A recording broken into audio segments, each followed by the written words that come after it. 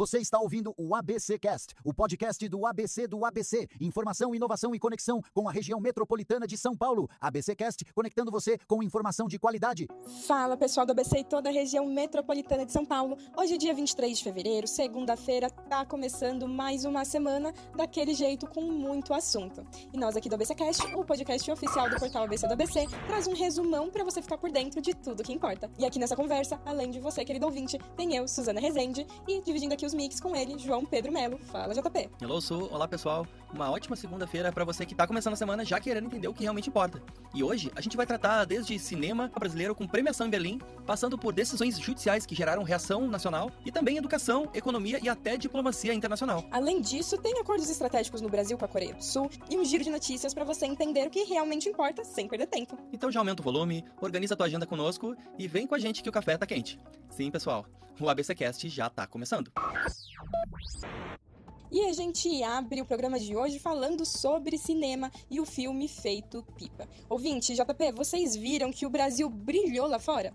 O longa Feito Pipa, do diretor Alan de Botton, levou 2 prêmios na Berlin International Film Festival, inclusive o Urso de Cristal escolhido pelo júri jovem. E o mais legal é a história do filme. Na trama, vemos Gugu, um menino de 12 anos que sonha em ser jogador, criado pela avó Dilma, vivida pela Teca Pereira. E essa troca passa por uma relação super sensível, com afeto e liberdade, mas também cheia de segredos por causa da saúde de sua avó. Pois é, e o elenco ainda tem Yuri Gomes como Gugu e Lázaro Ramos como pai. Aquele tipo de filme que mistura humor e emoção sem pesar a mão. O júri destacou justamente isso, um protagonista cheio de camadas. E dá orgulho, né, gente? Fala a verdade. Um filme brasileiro, assim, delicado, sobre memória, infância e família, conquistando a plateia do mundo inteiro. Eu já tô louco de vontade pra assistir. Mas de quebra, acho que vale levar o lencinho, porque acho que vem tempestade boa lacrimejando por aí, hein? Mas que orgulho e que alegria a gente trazer a notícia de que o cinema brasileiro segue firme, né? Dá gosto ver o nosso cinema mergulhando no íntimo e ainda assim dialogando com o mundo e indo além das fronteiras nacionais. Quando uma história simples sobre infância e afeto atravessa fronteiras, ela mostra que a identidade cultural não se limita, ela amplia. É arte como cartão de visita do país. E quando o mundo aplaude, não é só um prêmio, é um reconhecimento de narrativa, talento e sensibilidade de toda uma nação. É, com certeza. Conquistas como essa são muito importantes para a cultura e para o cinema brasileiro, principalmente nessa questão de reconhecimento mesmo. Nós precisamos dar mais valor a todos os produtos audiovisuais e culturais produzidos nacionalmente, porque eles têm muito valor e principalmente têm uma produção impecável. Tem que parar muitas vezes com a síndrome de vira-lata, achando que o daqui é ruim e o de fora é bom, porque o daqui tá alcançando espaços que a gente nem podia imaginar alguns anos atrás. E vamos lá, sempre pra frente. E agora vamos para o nosso giro de notícias, iniciado pelo Censo da Educação. Olha só, ouvintes, gestores de escolas públicas e privadas já podem preencher a segunda etapa do Censo Escolar 2025 pelo sistema Educacenso até dia 30 de março. Nessa fase, o INEP, o Instituto Nacional de Estudos e Pesquisas Educacionais Anísio Teixeira, coleta dados de rendimento dos alunos, como aprovação ou reprovação, referentes à primeira etapa da pesquisa. As informações são essenciais para atualizar o panorama educacional e orientar políticas públicas aqui no país. A cidade de São Paulo bateu de novo o próprio recorde. O desemprego caiu para 5% no fim de 2025, a menor taxa da história, com 6,4 milhões de pessoas trabalhando. E tem mais, o rendimento médio chegou a R$ 5.559, ou seja, mais de 50% acima da média do país. O resultado vem embalado por economia aquecida, incentivo ao empreendedorismo e política de qualificação, que tem ampliado as oportunidades na capital. E para fechar o nosso giro, vamos falar sobre exportações em São Bernardo. São Bernardo disparou nas exportações em 2025 e liderou o grande ABC com mais de 4 bilhões de dólares vendidos ao exterior. Nada menos que 67% de tudo que a região exporta. A cidade ficou atrás só de São Paulo e Santos no estado. Puxada por indústrias de veículos, máquinas e químicos que abastecem mercados como Argentina, Estados Unidos e Alemanha. A prefeitura agora aposta em qualificação e atração de investimento para manter o ritmo e ampliar a base produtiva local. E assim a gente fecha o nosso giro de notícias de hoje com educação, emprego e indústria puxando a pauta da região. Informação rápida, direta e sem enrolação. E se você quiser se aprofundar em qualquer um desses assuntos e histórias que a gente contou por aqui, basta acessar o nosso site oficial, que é o abcdoabc.com.br. E hoje, como é segunda-feira, é o dia da gente te atualizar sobre o esporte. E, infelizmente, hoje a pauta vai além de só os campeonatos e seus resultados, mas também vai aí uma nota de repúdio devido a falas machistas que ainda perduram dentro do futebol. Então, nosso repórter Gabriel de Jesus vai trazer mais detalhes. É com você, Gabi. Olá, Suzana Rezende e João Pedro Melo. Olá, ouvintes do ABCcast. Eu sou Gabriel de Jesus e aqui eu trago os destaques do esporte. Nesse último final de semana, mais do que os placares do futebol, eu venho aqui manifestar o meu total repúdio à fala machista e misógina do zagueiro Gustavo Marques, do Red Bull Bragantino, onde ele disse que não se pode colocar mulheres para apitar um jogo desse tamanho, referindo-se à árbitra Daiane Muniz, que apitou a partida entre Bragantino 1 e São Paulo 2 pelas quartas de final do Paulistão. Depois, ele pediu desculpas. Dentro de campo, o São Paulo venceu o Bragantino por 2-1, viu, JP? Bobadilha abriu o placar para o time tricolor aos 39 do primeiro tempo e aos 6 do segundo tempo, Lucas ampliou. Mas o zagueiro que proferiu a fala infeliz descontou para o time da casa. Em Barueri, Suzano, o Palmeiras goleou o Capivariano por 4-0. E assim como o tricolor, avançou à semifinal do Paulistão. No domingo, o Novo Horizontino eliminou o Santos, vencendo pelo placar de 2-1. Rômulo e Leonaldo fizeram para o Tigre, enquanto Gabriel Bontempo marcou para o Peixe. No Carindé, o Corinthians se classificou ao vencer a Portuguesa nos pênaltis por 8-7. No tempo normal, ficaram no empate em 1-1. Pra fechar, JP, na Série 2, o Ramalhão, JP. O Ramalhão foi goleado pelo São José por 3-0.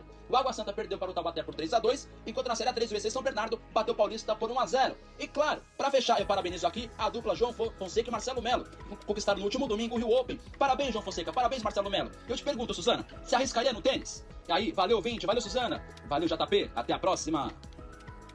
Gabriel, isso, como a gente sempre fala aqui, o assunto deveria ser somente futebol, né? Mas o que aconteceu nesse final de semana foi, no mínimo, lamentável.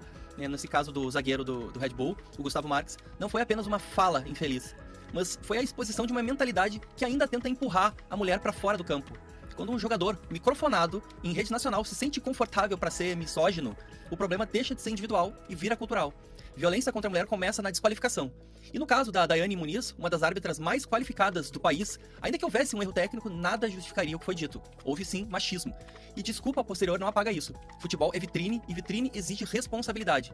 Entre pesos e medidas, vale sempre lembrar que essa mesma instituição que promete talvez punir esse jogador, já puniu até uma árbitra por posar por uma revista masculina e não teve o mesmo rigor quando o jogador do Corinthians, Vampeta, fez exatamente o mesmo em 99, no auge da carreira.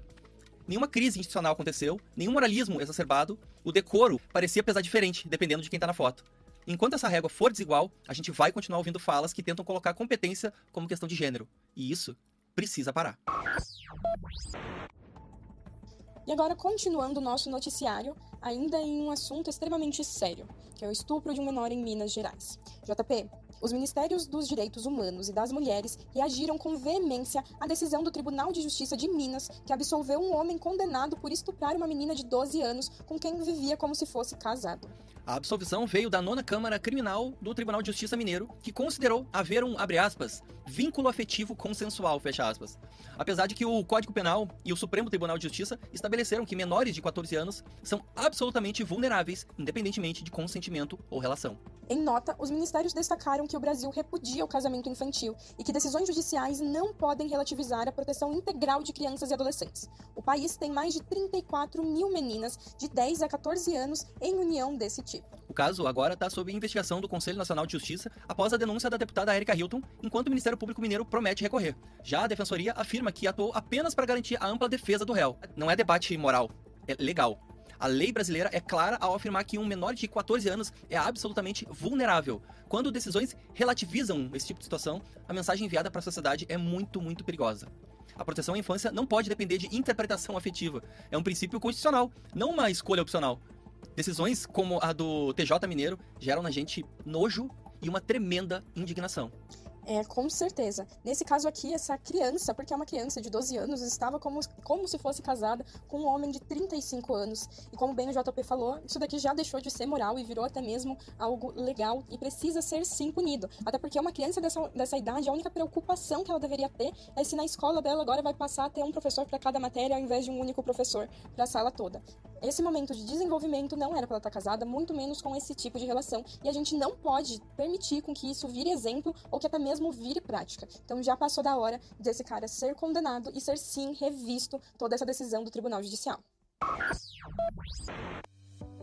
Olha só, JP, Lula tá em Seul e voltou com a mala cheia de acordo. Tem parceria com a Coreia do Sul em tecnologia, saúde, agricultura e até intercâmbio cultural e educacional. A ideia é turbinar o comércio entre os dois países. E não é pouca coisa, viu? O Brasil já é principal destino dos investimentos coreanos na América Latina e os dois lados decidiram elevar a relação da parceria estratégica com um plano de ação para os próximos 3 anos. Olha só. E ainda o Lula destacou áreas bem futuristas nessa cooperação, tipo semicondutores, inteligência artificial, transição energética e até produção conjunta de vacinas e medicamentos. E agora, vamos pro nosso quadro queridinho, o Quem Disse Isso? Que é aquele momento que a gente para, respira, relaxa e põe a mente para refletir sobre alguma coisa da vida. Então, o JP vai trazer pra gente a frase de hoje. Conta pra gente, JP. Procure descobrir o seu caminho na vida. Ninguém é responsável por nosso destino, a não ser nós mesmos. Eu vou repetir. Procure descobrir o seu caminho na vida. Ninguém é responsável por nosso destino, a não ser nós mesmos. E é isso. Dá pra adivinhar quem é que falou a frase de hoje? Olha, a frase de hoje é muito inspiradora e é quase um tapa na cara que diz que a gente precisa tomar as rédeas do nosso próprio futuro, né? Mas eu acho que não dá pra adivinhar não, hein, JP? Então eu vou contar pra você, ouvinte. Quem disse isso foi Chico Xavier, um médium, filantropo e um dos mais importantes expoentes do espiritismo. E Chico Xavier, nessa fala, trazia algo como responsabilidade individual, mas não só de culpa. Ele falava sobre escolha. E em tempos em que muita gente terceiriza decisões e destinos, essa frase lembra a gente que autonomia exige também coragem. Então descobrir o próprio caminho não é só sobre controle absoluto, é sobre assumir uma direção. Então, no final das contas, o rumo pode até ter um vento contrário, mas o passo ainda tem que ser nosso. E é com essa reflexão sobre a gente ter que dar os passos, principalmente em relação ao nosso futuro, que nós terminamos mais um episódio. Lembrando que se você quiser nos acompanhar de segunda a sexta, nós estamos disponíveis em todas as plataformas. É YouTube, Deezer, Spotify, Amazon Music, Apple Podcast. Basta escolher a sua preferida, nos procurar e dar o play. E se tu gostou do episódio, então passa lá pelo nosso Instagram, é o ABC do ABC _oficial, porque a nossa conversa, como sempre, continua por lá. Bastidores, destaques e tudo que movimenta a nossa região. E lembrando que se você quiser se manter atualizado sobre tudo, seja da política ao esporte, a qualquer momento do dia e a qualquer horário, o nosso site ele não para. Acesse abcdobc.com.br, que lá sempre tem notícias fresquinhas só pra você. E antes de encerrar, fica aquele nosso abraço carinhoso pra você ouvinte, que tá começando a semana com a gente. Então muito obrigado por deixar a gente entrar aí no teu dia a dia. Amanhã a gente tá de volta, com informação, com contexto e o compromisso de sempre. Seguir juntos com firmeza e leveza. Então até o próximo. Tchau, tchau. Esse podcast é uma produção do portal ABC do ABC. Apresentação: Suzana Rezende e João Pedro Melo. Roteiro: Greta Passuldi. Edição: Rodrigo Rodrigues. Direção de conteúdo: Tiago Quirino e direção geral: Alex Faria.